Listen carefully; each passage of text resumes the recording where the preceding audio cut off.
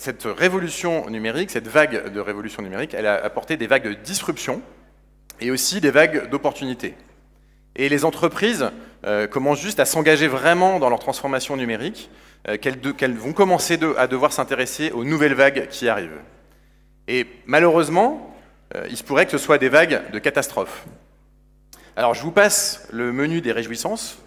Je discutais l'autre jour avec un dirigeant qui me disait le problème, si ça tourne vraiment mal, en fait on n'aura plus de problématique d'entreprise parce qu'on risque de ne plus avoir d'entreprise. Donc voilà le menu des catastrophes. Sans aller jusque-là, on commence à voir des premiers signaux faibles de disruption écologique, notamment dans le domaine de l'assurance. Par exemple, à l'arrivée des ouragans, des compagnies de réassurance qui ont vu leur cours en bourse chuter. Et puis cette phrase célèbre du PDG d'AXA, une planète qui se réchauffe est une planète que nous ne pourrons plus assurer. Et alors, j'ai plutôt une petite question pour vous, puisqu'on parle de la révolution écologique, je pense qu'on en est là, dans cette révolution. La petite question que j'ai pour vous, c'est du côté de la consommation. Donc ça va parfaitement avec le thème de cet événement. Est-ce que vous avez vous-même, ou parmi vos proches, collègues, amis, sœurs, parents, des gens qui ont commencé à changer leur manière de s'alimenter, par exemple réduire la consommation de viande, réduire leurs déchets, commencer à faire eux-mêmes leurs produits ménagers ou prendre moins l'avion? Qui sent quelqu'un dans son entourage ou soi-même sur ces sujets-là? Il y a beaucoup de mains levées. Hein. Vous la sentez, cette vague de révolution écologique? Elle fait partie de nos vies, elle commence à être là.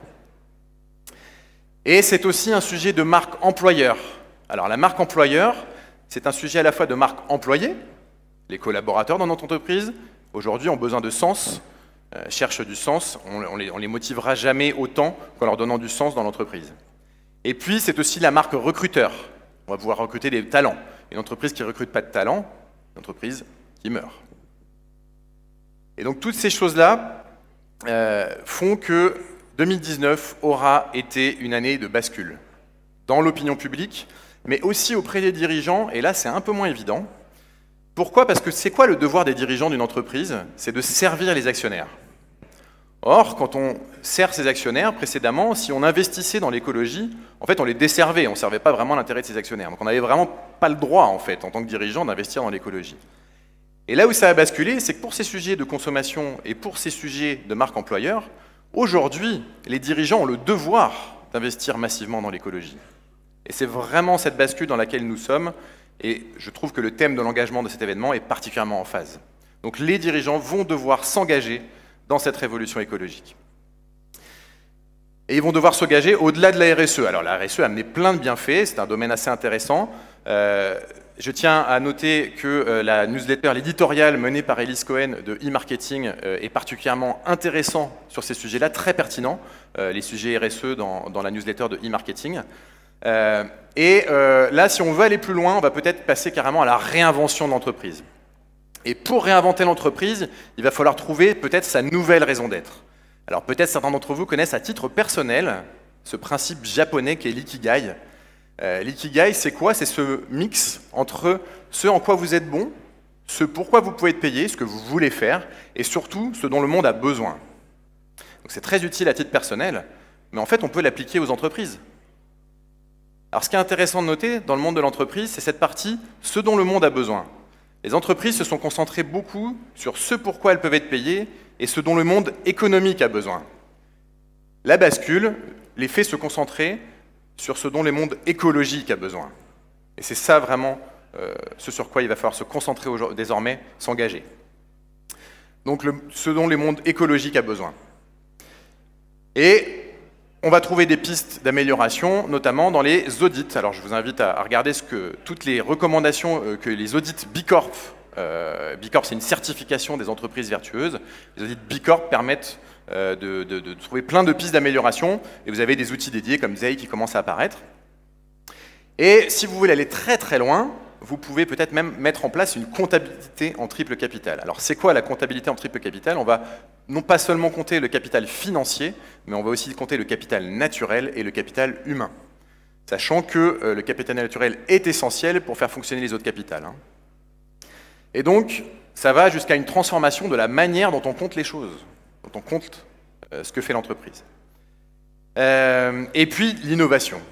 l'innovation est un vecteur, l'écologie est une nouvelle opportunité d'innovation. C'était une table ronde que j'ai animée à Biarritz le mois dernier. Et de plus en plus, l'innovation marketing également. Le point important, c'est que ça ne peut pas être l'innovation comme hier. Peut-être certains d'entre vous qui travaillent sur de l'innovation connaissent le Business Model Canvas. Vous savez, cet outil qui nous permet de trouver des nouveaux modèles de revenus, de nouveaux modèles d'affaires. Eh bien aujourd'hui, on ne va pas utiliser cet outil-là, on va utiliser plutôt un outil destiné à faire de l'impact positif, destiné justement à l'écologie. Évidemment, il faudra qu'on ait des revenus aussi.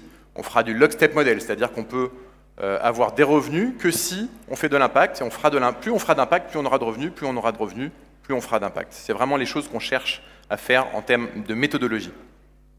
Et puis vous pouvez vous intéresser à tout ce qui est entrepreneuriat impact. On a la chance en France d'avoir un réveil énorme des entrepreneurs à impact. On en a eu quelques intervenants ce matin. Je vous ai mis mes préférés. Et vous avez une exposition universelle des innovations pour la planète qui aura lieu en janvier, qui s'appelle Change Now. Donc en tant qu'entreprise, vous pouvez nouer des partenariats, les promouvoir auprès de vos collaborateurs. Il y a beaucoup de choses à faire en partenariat avec ces initiatives remarquables. Et puis, si vous voulez aller très loin, la manière d'innover et d'emmener ses collaborateurs, ça peut être l'intrapreneuriat. Je trouve l'initiative de BNP Paribas avec les Intrapreneurs for Good remarquable, et elle est applicable pour beaucoup d'entreprises. Les collaborateurs vont créer des innovations à impact positif. Enfin, aider vos collaborateurs, ça fera peut-être appel plutôt à des intervenants extérieurs, comme par exemple faire venir la fresque du climat dans vos locaux. Je ne sais pas si vous connaissez cette initiative remarquable également. Ou tout simplement faire appel à des conférenciers. Moi j'ai la chance d'avoir rejoint un collectif d'experts, un collectif de conférenciers qui s'appelle Speaker for Earth, des conférenciers engagés pour la planète. Puisqu'on parle de collectif, eh bien, il faut aussi jouer collectif. C'est le 17e objectif du développement durable, jouer collectif. Et vous avez aujourd'hui beaucoup d'entreprises qui créent des alliances. Donc trouvez vos alliances, trouvez les collectifs dans lesquels vous inscrivez. Pour paraphraser Frédéric Bardot, qui avait fait une tribune dans les Échos avec justement Antoine Cyr de la direction de BNP Paribas, vous ne sauverez pas le monde tout seul, c'est comme les super-héros, il faut s'allier. Et justement, c'est ce que j'ai créé, moi, j'ai créé un collectif d'experts, on est plutôt tous des freelances issus de la transformation numérique, pour s'engager sur la transformation numérique, écologique des entreprises. Nous engageons sur la transformation écologique des entreprises, avec toutes les expertises qui vont bien pour mener cette transformation. Voilà, je vous remercie beaucoup et je suis à votre disposition pour échanger par la suite. Merci Alexandre.